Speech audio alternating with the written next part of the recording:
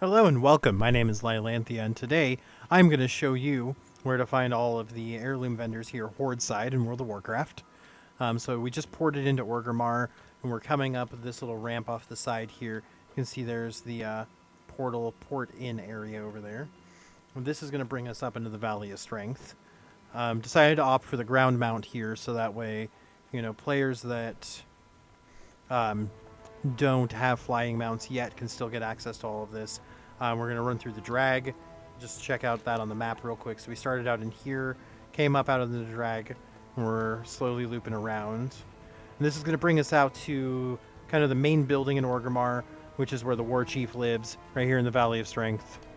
As you come down, notable point of interest here off to the left is going to be the auction house. Over here across the way is the bank. This is kind of a mainstay hangout for Horde players.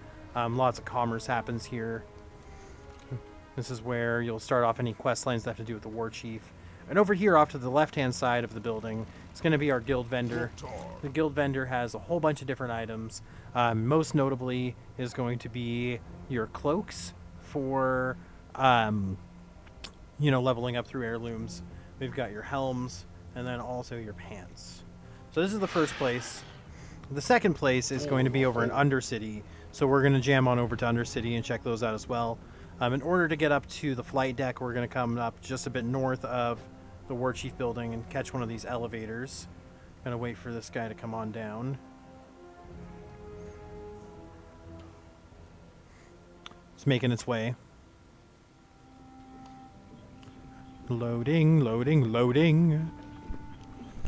Oof. Alright, there we go.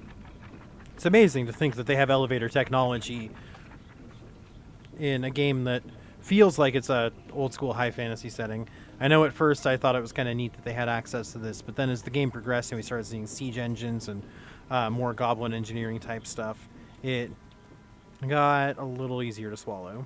So there are two main flight towers here in Orgrimmar. This one on the left side goes to Borean Tundra and also to Thunder Bluff. Borean Tundra, of course, leveling zone level 60 to 80 now. It starts off your Northrend adventure. You also have the option of going to Howling Fjord via Undercity if you choose. And then on this side... Oops, got turned around there. There we go. Yep, on this side we've got Undercity and Stranglethorn Vale. Let's just climb up these stairs real quick like. Doot doot doot. Orgrimmar Grunt here to greet us at the top. And so now Undercity has been replaced by a Zeppelin with a portal ever since Battle for Azeroth came out. Just due to the fact that a lot of Undercity has been destroyed.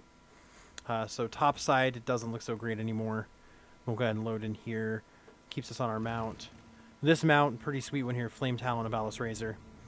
So checking out the map, we start off in the Magic Quarter. We're going to be heading down here to this little tent area in the Rogue Quarter. So we'll go ahead and jam on down there.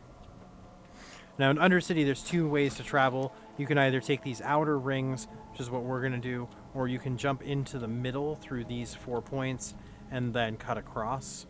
If you're looking for any of the vendors, banks, stuff like that, that's all in the main center portion. And on the secondary ring, there is auction houses as well. So once you get over here, the little tent thing actually is just a bunch of old trainers, kind of an outdated part of the game. It used to be that you had to go train your spells at trainers. But anyway, this brings us over here to a Sell Genry, and they sell you all the heirlooms. So that's where you get your weapons, your necklaces, all sorts of other stuff. This is enough to get a tune really geared and ready to go. You'll have almost every slot, so you'll have things like trinkets, rings, necks, chest. I believe bracers is missing. Rings actually might just be from fishing. I just realized that's a neck, that's a neck, that's a neck, that's a neck. I don't actually see any rings here. There are some trinkets, though. Shields, offhands, all sorts of neat stuff. And most of it's all throwbacks, so like old school gear. So like you got Shadowcraft Tunic, Champion's Death Dealer, Polished Breastplate of Valor, Breastplate of Might, Pristine Lightforge Breastplate, which is actually... My transmog is the OG Lightforge, because that's how I roll. Sweet Druid Chestplate. Plenty of neat stuff in here. Highly recommend you check it out. Get your Reforged True Silver Champion or a Bloodied Arcanite Reaper. Sharpened Scarlet Chris.